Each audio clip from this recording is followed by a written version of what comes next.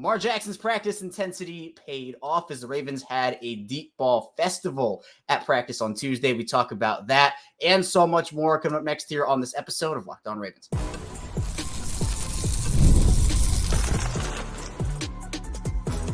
You are Locked On Ravens, your daily Baltimore Ravens podcast. Part of the Locked On Podcast Network, your team every day. Welcome into another edition of Locked On Ravens. We are your daily Baltimore Ravens podcast, and I'm your host, Kevin Ostreicher of Ravens Wire, here with you on the Locked On Podcast Network, your team every day. Thank you so much, as always, for being here, making Locked On Ravens a part of your day and your first listen each and every single day. We're free and available for you on all podcasting platforms. So in audio form, if you're an Apple podcast listener, Spotify podcast listener, wherever you get your podcast, we are here for you. Be sure to hit that follow button, subscribe button. And also in video form on YouTube, you can hit that like and subscribe button over there as well for 5 days a week of daily Ravens coverage. Today's episode of Locked On Ravens here on Wednesday is brought to you by FanDuel. Make every moment more as the playoffs wind down. The sports stop sports and like we want them to, but this summer FanDuel is hooking up all customers with a booster bonus daily. That's right, there's something for everyone every day all summer long. Visit FanDuel.com to get started. Back in the house with us today, it is Sam Njoku of the Ravens Talk podcast. And Sam, I know that, look, it's great to have football back. Ravens' first preseason game was on Friday. I think we learned a lot about the team, some positive, some negative, but I think the other big storylines here, Lamar Jackson, he has been dealing at practice recently, and I think that's what everybody expects out of a two-time MVP like him. Yeah, I think it takes a little bit of time to get acclimated to returning to football. You know, Lamar missed a little bit of time with that sickness early on, and getting that report with your receivers is good to happen, especially now that we're inching closer and closer to the regular season. So definitely good to see the MVP. Looks like he's in midseason form. I know it's just a few practices, but it's great to see, and I'm sure the coaching staff loves that, considering what they had with Josh Johnson and Devin Leary in the first preseason. Right. We certainly saw that there might need to be some upgrades made to that backup quarterback spot, but we're going to see how they end up faring against Atlanta, and then I guess we can make some more assumptions after that. But Lamar, you're right, he's in midseason form. And yesterday, Sam, on this show, I talked about Lamar showing that practice intensity, the passion that he shows. He had a couple of drops made by Nelson Agholor on deep balls a couple practices ago. He was, taking the helmet off from frustration. And, we've seen this for Lamar. This is his passion. He's a competitive guy. I think some people take that type of passion the wrong way sometimes. And we've seen it with Lamar. The narratives, why does he lose his cool so often? Why is he so angry? Lamar wants to win. Right, Lamar is a passionate player, and Lamar is not the first guy to show passion like that. Right, Tom Brady did it all the time, and where was this narrative for Tom Brady? So Lamar's a passionate player, but we did see this intensity kind of pay off because in practice on Tuesday, Nelson Agholor and Lamar Jackson, while it wasn't perfect, there were still a couple drops here and there. They did connect on a 65-yard absolute deep ball that was apparently an absolute beauty. So, Sam, I know that, look, Lamar Jackson, he's been taking on more of a leadership role year after year for this team. He's not necessarily the Roquan Smith pregame huddle firing up in there type of guy, but he does it his own way, and I think the players on this team respect him for it, and obviously it does have an impact. Absolutely, and you don't really need to be that rah-rah guy. Lamar Jackson, everybody in the team loves you. They want you to win. They hear the narrative. They hear the discontent from the pundits out there who believe that he's not equipped enough to win a Super Bowl. So these guys want to go out there and perform and win for him. So when you see him frustrated like that, it definitely picks you up. And you all have that friend in your group who's quiet most of the time, cheery. And when he gets upset, it's for a reason. And something like that will perk you up and get you firing all cylinders. And so Nelson Agholor, who had a couple of drops the practice prior, came back and definitely showed that he can be a piece to this offense with that huge touchdown grab.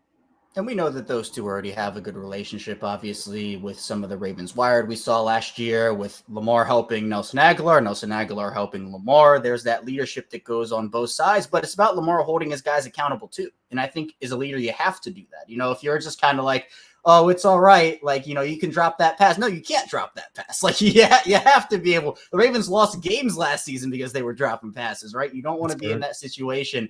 Lamar, he holds his guys accountable, but again, he's not just being this absolutely toxic person, which I feel like that narrative is out there for him. And it is, to me, absolutely unfair that there is that, because it's passion. people express it in different ways. We see him punt footballs on the field, and that's because, again, in that Greg Roman era, that play clock, I don't want to bring up any bad memories, Sam, but 3, 2, 1, 0, right? We saw that too many times, and Lamar was getting frustrated with that, and he would let guys know. And I think as a leader, you have to. But it was a deep ball palooza, deep ball galore at practice on Tuesday. Multiple guys getting involved in that action, and included Zay Flowers, including newly signed Anthony Miller getting involved, Deontay Hardy. And it wasn't just Lamar. Josh Johnson was slinging the ball deep too and getting some deep completions. So I think, Sam, this is an area of the game that me personally, I would love to see the Ravens kind of dive more into as the year starts for them. I think that they can really open up the field. They have the players to do it. The deep ball could be one of the things where this Ravens offense is already good, but it can unlock a new level for them if they use it properly. Yeah, and listen, as much as we talk about Hollywood Brown and what he meant to this team, when he left, there was a hole, a void that was placed in this offense with his departure. And Zay Flowers has come in, and he's had a little bit of success in that realm, but even Nelson Aguilar has that capability. But yeah, if this Ravens offense can get a bona fide deep threat on a consistent basis, really pressure this defense into keeping guys back and forcing these linebackers to really tackle on their own without having that help from that secondary, it can open up a world of trouble for these opposing defenses. So, yeah, it's great to see a guy like Nelson Aguilar, Anthony Miller get in there and make grabs, Zay Flowers as well. And you hope that these other guys can step up and do the same because, man, having that intermediate to deep passing game be consistent and effective, it just opens up a world of trouble. And we know that the Ravens have already so many threats in the short and intermediate game, guys who can work over the middle of the field. Really, I mean, Mark Andrews is one of the best middle of the field players in the entire league. And you have Isaiah Likely there as well in that room. But to be able to get a wide receiver, hopefully, that can go out there and be your deep threat, is that Tez Walker, is that Anthony Miller. You can use Zay Flowers and Rashad Bateman in that role, and we've seen that. But being able to hone in on their skill sets a little more, I feel like could help them because those guys are 3-level receivers, absolutely. But there is a lot to like about the deep balls, especially even just like to the tight ends. Mark Andrews, you can line him up in a bunch of places. Isaiah Likely, you can line him up in a bunch of places. And Likely has been balling out over the course of this training camp. And we're going to see, man, I think this is really the year that he can break out.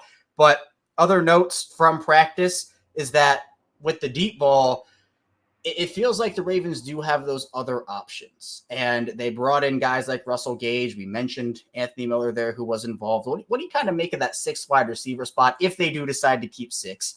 Because it is guys like Wallace, Miller, Gage, maybe Malik Cunningham, Dayton Wade's an undrafted guy.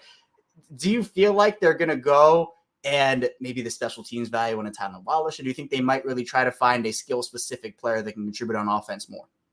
Man, that's a good question because special teams has changed. You saw the kickoffs this past week in week 1. We don't know really what type of dynamic plays these special team coordinators have in mind. So it may benefit the Ravens to keep a Tylan Wallace there and maybe add an extra receiver.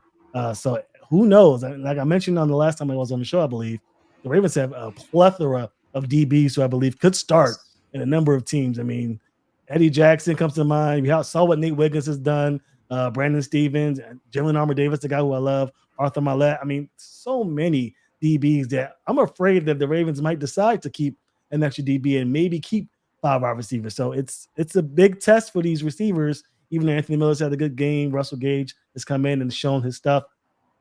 Who knows? It could be that the third preseason game determines if the Ravens go 5 receivers or 6. And if they do, one of these guys may be there to pick up that last spot.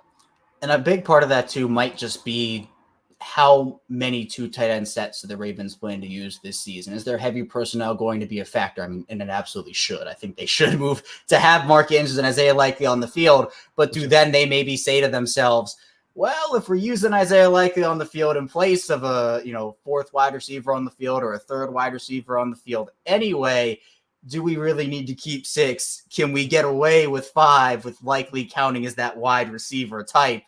And then you can keep, like you said, Sam, an extra defensive back, maybe an extra offensive lineman, something where you can have maybe injury insurance at that position, especially because Mark Andrews was also on the receiving end of a deep score in practice on Tuesday. But there were some pass breakups involved here, and one of them being a lot of Ravens fans worried about Kyle Hamilton, what that injury was. but he was back on the practice field on Tuesday, and he broke up a play, and the coaching staff getting up on that podium, I mean, talking about how there was one player in the league probably that could have made a play like that, and that was Kyle Hamilton, who broke up a deep pass to Zay Flowers is what I'm talking about there. So, I mean, he's a player that's a do-it-all guy. In my opinion, I don't think you can go wrong with picking Hamilton or Roquan Smith as the most important player on that defense. But to me, Sam, I think Kyle Hamilton just has so much versatility. I would probably go with him and what he brings to the table. I mean, he's an important player. And look, a scare that, he goes down with a leg injury, he's able to come back. This was kind of like last season when he went down with his injury. Everybody's like, is he going to miss some time? He was back at practice, 2 days later or something? He's a warrior, man. And he, in my opinion, is the most important player on that defense. Yeah, he's the bionic man. I mean, and thank God for it. When you mentioned Roquan Smith and Kyle Hamilton being the most important player, it's, to me, Kyle Hamilton by a mile. And seeing how he's performed in practice definitely gets me a little bit of optimism because of the loss of Mike McDonald moving to Seattle as the head coach. Zach Roy's come in, and it seems as though he is still putting Kyle Hamilton in a position to make plays, and they're going to need that from him. Having these DBs headed by Kyle Hamilton, being able to make plays, definitely gives this front seven a chance to get to the quarterback a little more, with a little more time than they would necessarily with the subpar unit. So Kyle Hamilton being out there after being slightly injured for a couple of days definitely helps the Ravens feel good about themselves heading into week one. Kyle Hamilton is a dynamic player. And I said it in the draft when they did draft him. He's the best player in that draft, bar none. Easy selection for the Ravens. And they may have another one in the DB and Nate Wiggins coming in. The Ravens are definitely firing on all cylinders when it comes to drafting their DBs with Kyle Hamilton and now Wiggins. Yeah. We know they invest a lot into that secondary, draft picks wise, extension wise, money wise, whatever you want to call it. They love their secondary. And the best part about it is they do a heck of a job drafting and developing those guys, as you mentioned there, Sam. Coming up, though, we're going to be talking a bit more about practice. There were some other players that returned, more key players that stood out, and players that are still making names for themselves as well. Stay tuned. We got a lot to get to here on Locked On Ravens. First, this show is brought to you by FanDuel. I love sports. I love them so much and never want them to stop. But as the playoffs wind down, we get fewer games and the sports aren't sporting like I want them to. But FanDuel lets me keep the sports going whenever I want. All I have to do is open the app and dream up bets anytime I'm in the mood. And this summer, FanDuel's hooking up all customers with a booster bonus daily. That's right. There's something for everyone every day, all summer long. So in the MLB, Gunnar Henderson of the Orioles still in the MVP conversation, even though not necessarily the favorite right now. But FanDuel has all those odds for you over there. Plus, for the Ravens, they open up against the Chiefs in less than a month. They open up as 2.5-point underdogs in that game. So if you want that line, as it updates, head over to FanDuel and head over to FanDuel.com. Start making the most out of your summer. FanDuel, official sports betting partner of Major League Baseball. We are back. Our second segment, Locked On Ravens. Kevin Oestreicher and Sam Njoku still talking with you here on this midweek edition Wednesday episode of the show. And Sam, on the defensive side of the ball, we talked about the secondary and how important those guys are there. But as a pass rusher, right? If you're a pass rusher on this team, you know that you have a big job to play on this team this season. Jadeveon Clowney now in Carolina. You're going to have Odafe Oweh step into a huge role. Zach Orr talked about how excited he is to see Odafe Oweh in this defense this season, especially as they get going. But some positive news and something that stood out to me here is Jonas Schaefer of the Baltimore Banner ended up talking about David Ojabo from Tuesday's practice. He had apparently clean pass rush wins on Roger Rosengarten and also Ronnie Stanley. And when you're talking about that, we know that someone has to step up as that third pass rusher for this team. I think you feel pretty confident in Kyle Van Noy. Odafe Oweh is hopefully going to take some level of a big leap forward this season. But after that, it does get a little bit dicey. If they can get, it doesn't even have to be double digits, but anywhere from 5 to 8 sacks out of David Ojabo this season, and he plays consistent there, it will elevate this defense and maybe lessen a need that a lot of people feel like. There's all this talk about Hassan Reddick and Matthew Judon. It feels like if one of those guys on the roster already can step up, it might kind of quiet those talks a little bit.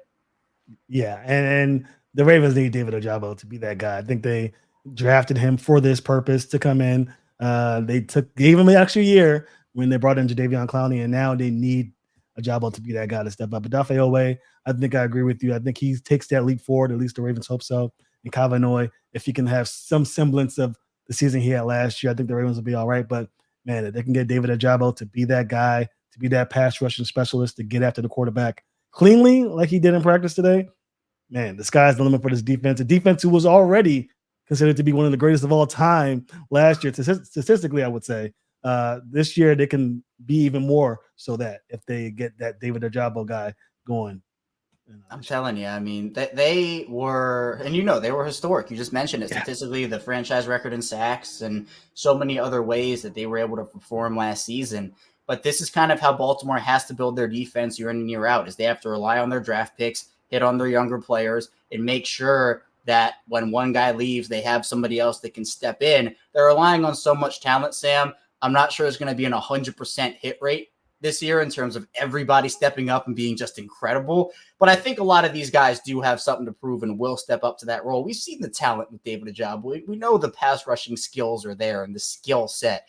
We saw him with production in both years, obviously in limited action, but the question is health. And when you talk about that, if he's not able to stay on the field and you got to go deeper and deeper into that pass rushing repertoire, that depth, it's going to be tough because, again, the luxury last year is when they signed Van Noy and Clowney, if one of those guys went down, we could just throw Odafe Owe up there. And then, when Ojabo was healthy, it was him. And then Robinson, you had guys. They don't have as much of that this season unless they were to add another veteran to the fold.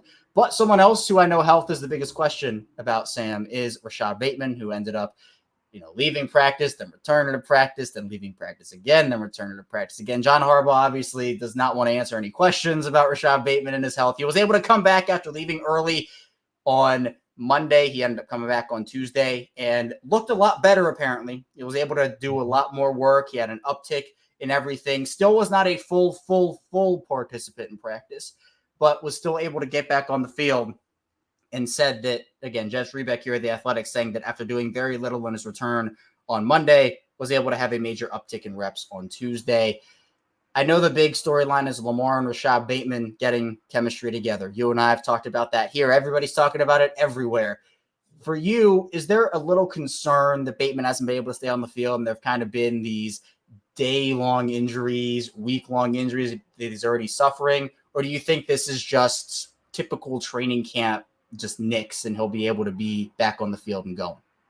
I don't know. I mean, he's been getting hurt a lot this over the span of the early part of his career, and especially considering he didn't really get injured in Minnesota. So he comes into the NFL and he gets hurt quite a bit. I just genuinely feel sorry for the guy at this point. I know he wants to be out there. He wants to prove his doubters wrong. He's definitely one of those guys who wants to go out and prove to people that he's a bona fide wide receiver. And I also feel sorry for Lamar Jackson. I mean, he's a guy who doesn't really have a stable number 2 receiver. He has Zay Flowers, he has Mark Andrews and Isaiah Likely, but he would really love to get some working with Rashad Bateman. And time is ticking. I mean, we're less than a month away from week 1 action, and you definitely want to get Rashad Bateman out there. But do I think that they can get it together if he stays healthy and definitely the rapport matures throughout the season? Of course, you just really hope that they get that sooner rather than later, and this injury definitely slows things down a bit. Right, and I think with the Ravens, they are going to be cautious with their guys, and something I've talked about, Sam, is the fact that for players like Kyle Hamilton, Tyler Linderbaum, they don't need as many practice reps as some of these other guys who are trying to find a rhythm and a groove. Obviously, practice reps are important, getting on the same page and just getting chemistry, even if you're a star player with your teammates. But in the case of Rashad Bateman, it's not only getting chemistry with your teammates, but it's being able to establish a rhythm yourself, because he's not up to that level of a Linderbaum or a Hamilton or a Lamar or any of those guys. So it is more important for him to get the reps, but of course, not at the cost of re-aggravating something. So I think the Ravens are making the right decision by being cautious with their players, and that includes Linderbaum, who John Harbaugh said would be back last week, and we still have not seen him to this point up until Tuesday's practice. So obviously, timelines, and John Harbaugh is usually pretty close to the vest, especially after what happened with Lamar a few years ago. So we'll kind of see how that all unfolds. But another key development in practice, Sam, talk about guys stepping up. Darius Washington apparently just continues to stack practices. We know Arthur Millette is going to miss some time here with his knee injury. So there's kind of that battle. Like, all right, what do the Ravens do? Do they move Marlon into the slot more? Do they have a battle between Pepe Williams and Darius Washington? It certainly seems like they already have their guy, and that Washington is going to play a major role in week 1. And so Millett is able to return. It's so big because he's someone that, again, is a common theme here. The health has been not very good for him over the course of his career so far, but it seems like he's able to get into the rhythm now of just being in a full training camp, establishing it. And he had a pick 6 on Josh Johnson. He's stringing together those quality practices. And it feels like for a player that maybe was on the roster bubble coming into training camp, I think he might be all the way off right now. Yeah, and that's what camp is for. I mean, make a name for yourself, make your mark. And you're right. Darius Washington is one of those guys who I'd be surprised if he doesn't make the team. I mean, he's just a magnet to the football. He seems to understand the game and definitely hasn't struggling with the defensive concepts that Zach Orr has implemented. So, he's one of those guys who, you get hurt, you don't get on the field, and so necessarily might be on the bubble, but in reality, you have the ability to be one of those bona fide guys to come in and contribute as early as week 1. So, yeah, I think Darius Washington definitely has a great chance to make the team. And as I mentioned earlier, it's just a plethora of DBs that could possibly start on any given franchise if you're not on the Ravens. And I think Washington's one of those guys that fits that bill. But Arthur Millett, Pepe Williams, Jalen Armour Davis, you got these guys, and I get excited talking about it because I watched these guys perform well last season, and now they have this influx of youth with the possibility to make that leap, a la what we expect from Odafe Oweh. It's just definitely intriguing to see which guy steps up. And for right now, it looks like that guy's on Darius Washington. And that just goes back into the conversation of so much young talent being relied upon this season. But Baltimore has certainly looked, there's no doubt in my mind they believe in their young talent based off of the offseason that they've had. It was not replace a veteran with a veteran in every position. It was, we have a vet option, but we're going to go with the young guy and then just kind of plug the rest of the holes as needed, which, Sam, we know was Baltimore's approach anyway. They usually don't go too crazy in free agency until later in the process anyway. But moving a little bit more into some battles, there was a transaction that happened yesterday. The Ravens ended up signing John Kelly. They released apparently Quincy Roche, who was the pass rusher formerly played for the Steelers for a little bit. He's a local product, but just couldn't get on the field. I think he was injured when they released him here. But John Kelly is a running back formerly of the Cleveland Browns. And we saw an interesting development at the running back position in week 1 of the preseason where Owen Wright looked great to me. I thought he played with burst. He was attacking his spots very well. And I know this is your guy, so it pains me to ask you this, but I know Rasheen Ali did not look wonderful in my opinion. He had some chances to get in the end zone. Yards per carry wasn't looking great. I don't know if they keep 3 or 4 running backs to start the season, especially with Keaton Mitchell and him being out for whether it be a month, half the season, whatever it may be.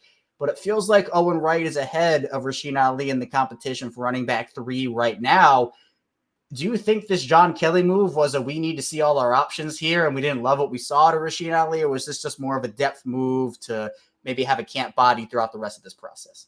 It's definitely let's see what we got here because we weren't too impressed what we saw. I was really hoping to see, and this goes for really all the running backs, not named Wright. I was really hoping to see something. You got this concept with the Ravens where running backs would dream of playing in this style of offense, and you expect the running backs to have success. And when you don't see it, even though it's week 1 of the preseason and it's influx, different variety of offensive linemen, you want to make sure that you got the right guys coming in. So not too surprised by the addition of Kelly, but definitely disappointed by Ali. He's my guy, a guy who I thought would thrive in his offense. And it's only been a week, but a couple of what I've heard from as far as training camp goes, Wright has been the guy that has come in and stepped up, and we saw more of that in week 1. Week 2 is going to be a big deal for these guys. If Ali and others can't really make a name for themselves and make a big play, you still got Justice Hill, Derrick Henry, and you mentioned Keaton Mitchell.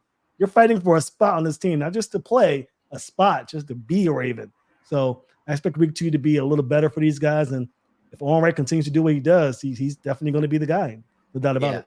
100%. And I think, too, in the Eric DeCosta era, Sam, and I think you and I have also talked about this as well, Eric DeCosta is not afraid to move off of draft picks before their rookie seasons begin, particularly in the 5th round. The 5th round has not been very kind to Eric DeCosta. If there was one critique of Eric DeCosta, it is in the 5th round, there's been a lot of misses and not a lot of hits for him, where we know the Sean Wade, Ben Mason, we know last year with Caillou Blue Kelly and him getting released before the season starts.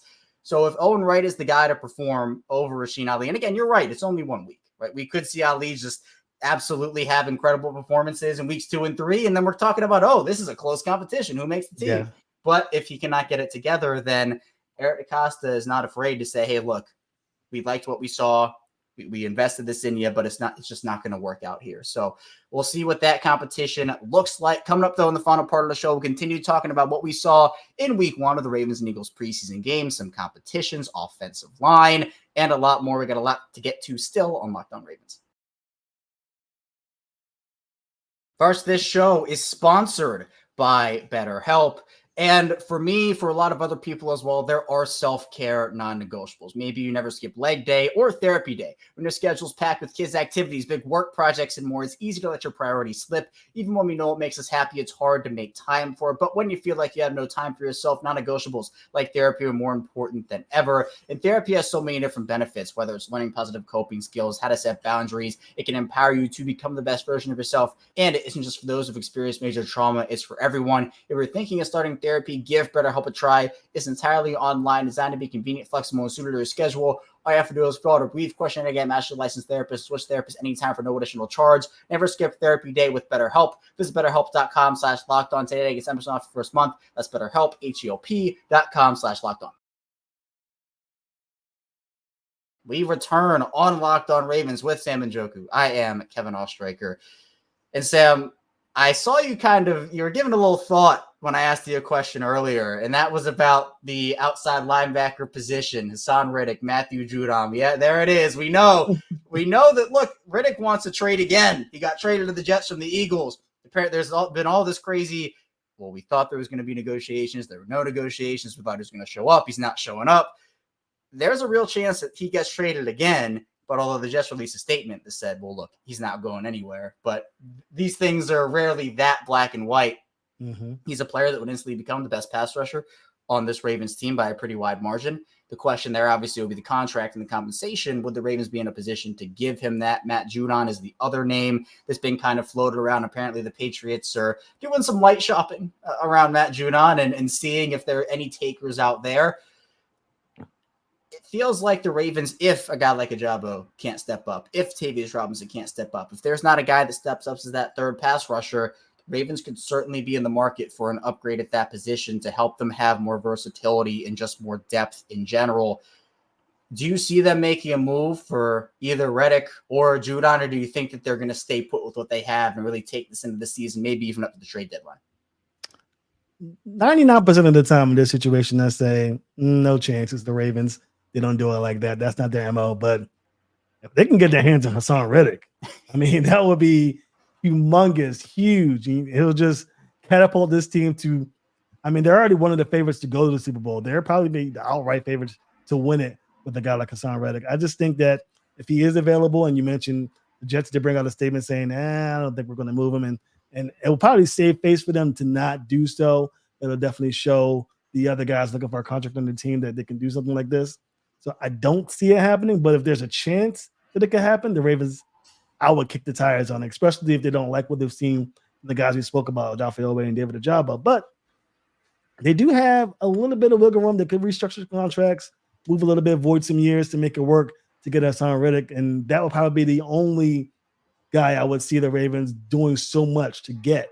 You did mention Matt Judon, and I think there may be some, I don't want to say discontent, but I've heard some rumblings where Judon might not be too interested in going to Baltimore. Who knows? But I think if he were to come to Baltimore, it'll be a necessary upgrade as well. That's a guy who I could see the Ravens making a move for, though I think the Patriots will likely ship guys to the NFC rather than give it to a rival in conference. So, but things of that have happened before, so we'll see. But I think definitely Hassan Reddick and Judon are two guys who I definitely would not be surprised if the Ravens are looking at right now. Yeah, and we know that I think if there is one position where people are a little bit worried, not name the offensive line, because there's always going to be worry on the offensive line for a lot of people, it is edge. Because I think Clowney, while, we talk about losses like Patrick Queen, Geno Stone, Kevin Zeitler, all those guys, which are big, I think a lot of people are on that, well, Jadeveon Clowney might be the biggest of them all. I personally think it might be Ronald Darby if Nate Wiggins can't be who he was. But I'm telling you, Wiggins looked good. He looked good. good, Sam. And I'm telling you, he's a guy that we know the Ravens have a specific type that they like at cornerback in that defensive back room. They love investing in it, as we talked about earlier. But I don't think he could have had a better debut as Nate Wiggins did against Philadelphia in week 1. And this is what he was expected to do, right? They didn't have A.J. Brown out there. They didn't have Devonta Smith out there. If he didn't have a performance like this, I think people would kind of be like, oh, he's getting beat by John Ross. Like, what are we doing here? I mean, what'd you see out of him? Because it was impressive. I loved it. And I think there is a notion that, he was going against non-starters, but it wasn't that he was successful. It's how he looked when he was successful. He just flashed on the film. He's a guy who just has that quick recovery speed. Looks like he knew what he was doing out there. He can read and anticipate what the receiver was trying to do. Of course, there are more maneuverable receivers, as you might say, or guys who have a better chance to beat you with the route a certain type of way that might give Nate Wiggins some fits later on. But even if that's the case, his recovery speed is second to darn near anybody in the league. So I really like what I saw from Nate Wiggins. I see the potential for growth even, which is crazy to say for a guy who looked as good as he did in week 1. He looked better than some veteran corners out there, in my opinion. So definitely nice to see from Nate Wiggins. It kind of enforces the feeling that the Ravens personnel, Ravens coaching staff and front office have, that they hit a home run with Nate Wiggins, and I tend to agree. Yeah, 100%. And I think one of the best parts of the game and the performance for me, Sam, just was the fact that there were teachable moments, and Wiggins responded to those teachable moments where, even with his first pass breakup, he got maybe a little grabby. It was marginal, wasn't called. He could have turned his head around on one of them for an interception potentially. And then that play where he was beat in the flat for a touchdown, he jumped in instead of going out. That similar play happened. It was on the play he got hurt, obviously, but he covered it and he went in there and he plays. There was a different, back a couple of years ago, we all know Marcus Peters was a part of this team, Sam, and he was of that slender frame, right? The difference is that he made business decisions, right? He didn't want to get involved sometimes in the tackling process. Would let guys run by him sometimes. Nate Wiggins is not like that. Nate Wiggins throws that weight around, even if there's not a lot of it to throw around. And he is physical, plays with that chip on his shoulder. And I think that's what the Ravens love. We know they like physical defensive backs. And even though he doesn't maybe have the same stature as a Marlon Humphrey or a Kyle Hamilton or some of those profiles, I think with a full NFL offseason, the next step for him is between him and the team figuring out what is the proper balance between the frame that they want him at and the speed that he wants. Because I think that is the perfect marriage between them. And while it might not happen this season, I think that we can still get a lot from him in terms of, if you're the Ravens talking about a third corner, we know they love those 3-corner rotations, Marlon Humphrey and Brandon Stevens, Nate Wiggins, that'll be the 3. I think he's an important part of this defense, even if he's not the starting number 1 corner on this team. Yeah, and I think that if he continues to play like this, you might have a situation where you have Nate Wiggins and Brandon Stevens on the outside, and as you mentioned earlier, Marlon Humphrey on the inside in the slot doing what he does best within that space. So definitely love what I saw from Nate Wiggins, and you're right, in the offseason, they will have to make that decision, and I'm sure they will add a few pounds to his frame and find a way to have that done without losing that speed that's been so coveted for both the Ravens and a lot of teams in the NFL. Yeah, and I think the worst case there would be if they kind of go too hard with that, and then the speed that you drafted him for is kind of out the window. And, you drafted him because he had the speed and had the coverage ability, and that's obviously where he's comfortable. So it'll be interesting, but Wiggins looked every part of a first-round pick for Baltimore on Friday. Now, Sam, the offensive line also is a really big question mark. I had mentioned that earlier. 60% of your line gone. We've talked about it. Andrew Voorhees looked incredible. Roger Rosengarten, while I think the run blocking did leave a little to be desired, the pass blocking was everything as advertised for him. The foot speed is obviously incredible. Ben Cleveland, even at center, was putting in work. And I believe off of metrics, both he and Ben Cleveland and Andrew Voorhees had an 100% pass block win rate, if I'm not mistaken, with that stat. But look, I think the one position everybody's kind of worried about right now is the right guard position. Daniel Failele, while it wasn't all bad, I think that's the narrative. It was every play was bad. That's not the case, but it wasn't great. He didn't look like a natural guard out there. It feels does this almost feel like a Salah situation to you last season, where like some guy comes out of the blue and is like starting at a guard spot, and you're like, oh, I didn't really expect this to happen, and then it's just like a guy who expected all along. It feels like we might be in for a Daniel Falele to Ben Cleveland transition at some point. What are your thoughts on the offensive line, especially what you saw in week 1? I'm happy with what I saw for the most part. We saw Andrew Voorhees. I think he's solidified himself as that starter. Ben Cleveland's a guy who, is filling in for Tyler Lindenbaum and has shown that he can be a center. So, and that gives me great confidence. Rosengarten struggled as a run blocker, and I think over time he'll get better in that regard. It's just nice to know that he has that footwork to match up with these DNs in the National Football League. So that's good to see. And of course, Ronnie Stanley's being his old self again. So that's all good and dandy. The right guard position, yes, is definitely cause of concern, but that's one hole and a cohesive will. And I think the Ravens can do a good job in kind of masking that deficiency. And you're right. Ben Cleveland, if he's playing good at center, he can play good at guard. And if Daniel can't be that guy at right guard, then I could see a transition to Ben Cleveland. And the Ravens will love that because he has the frame and he has the strength to be a great guard. And he just needs to get that stuff and stack up those great performances. So we'll see. I'm not too concerned with it, but it's definitely the question mark in training camp.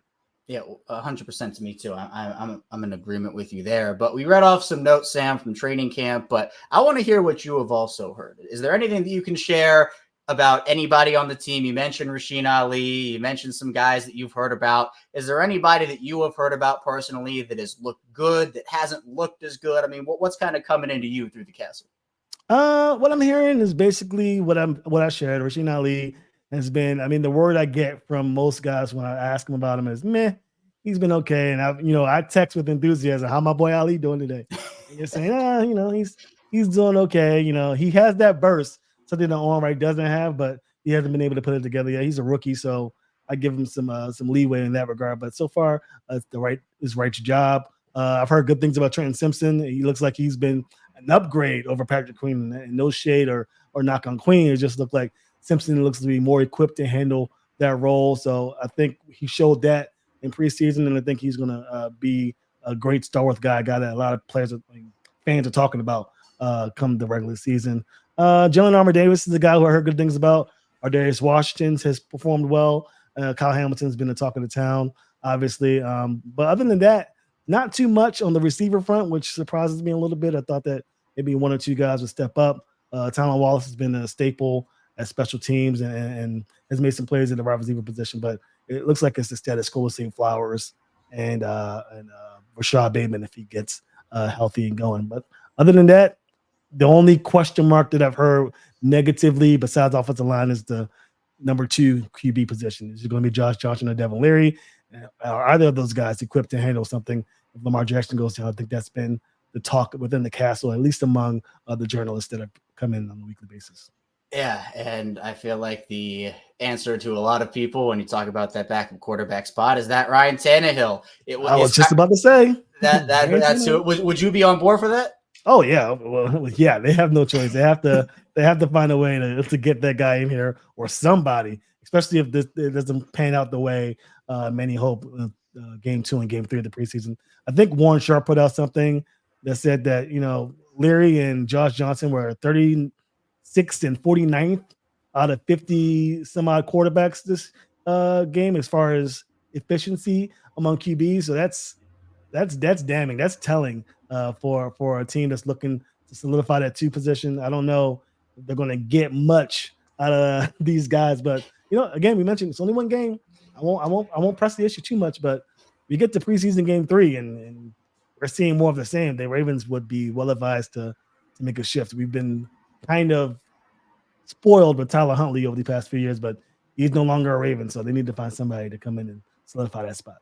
And so, of course, since we've been talking about it so negatively, Josh Johnson and Devin Leary are going to go 25 of 29 for 350 yards and 4 touchdowns, and they're going to be like, "What did you say about us? Exactly. What did you say about us?" That's always how it goes. The thing I say about the backup quarterback spot, though, Sam, is I think a lot of people, and this is a correct fact, is that if Lamar goes down for the season, your Super Bowl chances kind of go down the toilet, right? But if Lamar has to miss 4 games or 6 games in, let's say October, You want to have a backup quarterback in there that can keep you afloat until he's able to come back. Because once he's back, his Super Bowl's back on.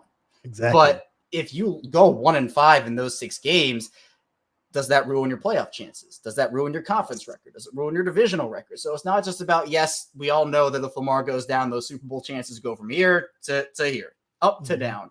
But if there's any time Lamar has to miss and he's able to come back during the season, if your backup quarterback can't get the job done, then that does impact what happens when he actually does return. So that's the big point of everything there. But Sam, I appreciate you. Thanks so much for hopping on, joining me. Please tell people where they can find you and what you're working on. Oh, you can find me Ravens Talk Pod on Twitter, and you can find me on Ravens Talk Podcast on Instagram and YouTube. We're going to start our shows actually this week. So first episode should be out around the time this one is. We also have our website up at ravenstalkshow.com, where I could be doing posts and articles, as well as have those podcasts out there for you guys to view in case you guys aren't able to do so on Apple and Spotify. And then you can also get some merch. I'm wearing my Ravens Talk Show merch, cheap plug. So you guys go on the website and pick that up if you're so inclined. And that's pretty much it. Yeah, and Sam, you already know I'm a fan of that. We talked about it before the show started here. So links to Sam's work, obviously in the description down below. Go support him. He does an awesome job covering this team. Sam, again, I appreciate you for hopping on, and thank you to everybody today for listening or watching Locked On Ravens. Be sure to, again, subscribe, like the video in video form. You can also follow us along in audio form as well. Coming up tomorrow, of course, is more Ravens content here from us. Stay tuned. I'll see you right back here tomorrow on Locked On Ravens.